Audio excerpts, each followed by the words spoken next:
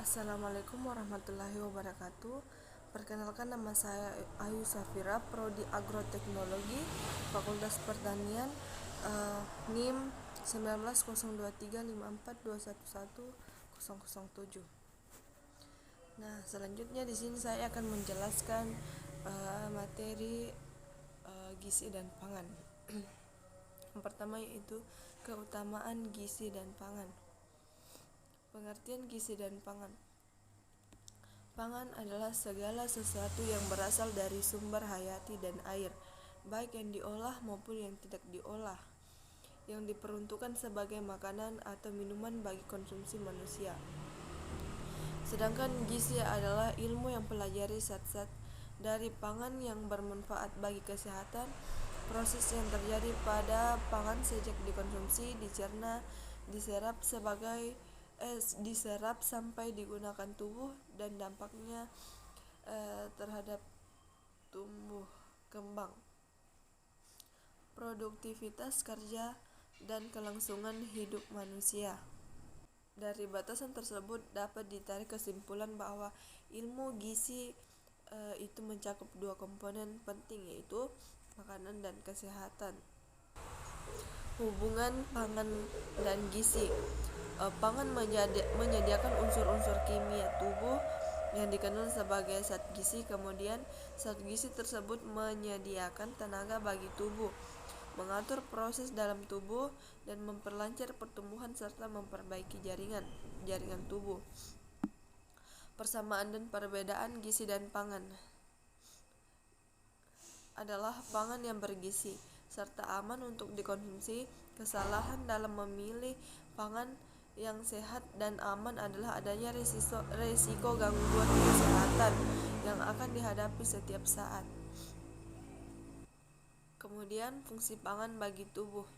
Secara umum dikatakan bahwa pangan mempunyai 3 fungsi, yaitu pertama sebagai pemuas indera manusia, yaitu indera perasa, penglihatan, penciuman, peraba, dan pendengaran. Kedua itu sebagai pemenuh kebutuhan gizi bagi tubuh. Ada zat pemberi tenaga atau karbohidrat, zat pengatur atau vitamin dan mineral, zat pembangun atau protein dan lemak. Yang ketiga itu sebagai penjaga kesehatan dan kebugaran tubuh. Fungsi gizi yaitu sebagai alat pemberi tenaga, sebagai zat pemberi tenaga, sebagai zat pembangun, dan sebagai zat pengatur. Kemudian selanjutnya itu kerusakan atau perubahan komponen bahan pangan. Contoh kerusakan bahan pangan yang terjadi pada komoditi hortikultura yaitu sayur menjadi layu atau tekstur buah yang berkerut, timbulnya noda-noda warna atau bintik-bintik hitam, menjadi lunak karena berair, timbulnya bau atau rasa asam karena disebabkan oleh pertumbuhan hamil atau bakteri asam laktat. Miselium putih hadir pada tahap pembusukan yang lebih lanjut. Jenis kerusakan bahan pangan ada 5, yaitu kerusakan fisik, mekanis, biokimia, fisiologi, dan mikrobiologi. Kerusakan biokimia adalah kerusakan yang diakibatkan oleh reaksi biokimia pangan. Contohnya reaksi oksidasi dan reaksi hidrolisis pada minyak atau lemak, reaksi enzimatis, misalnya reaksi Browning melibatkan enzim oksidasi senyawa fenolik dan oksigen, dehidrasi sayuran, degradasi autolitik sayuran, dan sebagainya. Kerusakan mikrobiologi adalah kerusakan yang disebabkan karena mikroorganisme atau mikroba atau berbagai jenis bakteri dan jamur pembusuk. Kerusakan mikrobiologi melalui 2 proses infeksi, yaitu bisa terjadi sebelum atau bisa juga sesudah panen. Yang pertama yaitu infeksi sebelum panen, dikenal sebagai latent infection, di mana mikroba masuk ke jaringan sel sehat melalui lentisel atau stomata. Sewaktu inang masih muda dan dormansi sampai komoditas dipanen, sel mikroba mulai berkembang biak saat komoditas mengalami fase kematangan di mana perubahan struktur jaringan sel menjadi lunak akibat pemasakan atau melewati fase kematangan. Jaringan sel membusuk pada saat sel mikroba telah berkembang biak, menyerang sebagian besar jaringan sel buah atau sayuran. Infeksi yang terjadi sesudah panen yaitu kebanyakan mikroba menyerang jaringan sel setelah masuk ke dalam jaringan sel lewat bagian organ yang mengalami luka, goresan, memar dan sebagainya, atau melalui lapisan kutikula yang rusak.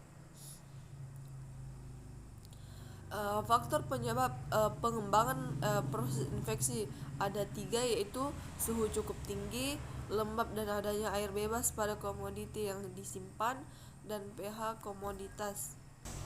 Selanjutnya yaitu kerusakan bahan pangan oleh mikroorganisme. Bentuk-bentuk kerusakannya yaitu berjamur, busuk berlendir, perubahan warna, berlendir kental seperti tali, kerusakan fermentatif, pembusukan bahan pangan berprotein. Kemudian yaitu kerusakan mikrobiologis pada sayuran buah. Penyebab kerusakan pada sayuran dan buah yaitu fisik atau mekanik, aktivitas enzimatis, aktivitas mikroorganisme. Jenis-jenis kerusakannya ada busuk lunak bakteri, busuk kapang abu-abu, busuk lunak rhizopus, anthracnose, busuk alternaria,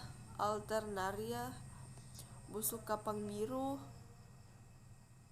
downy mildew, busuk lunak berair, busuk batang, busuk kapang hitam, busuk hitam atau biasa disebut black rot, busuk kapang merah muda, busuk fusarium, busuk kapang hijau, dan busuk coklat.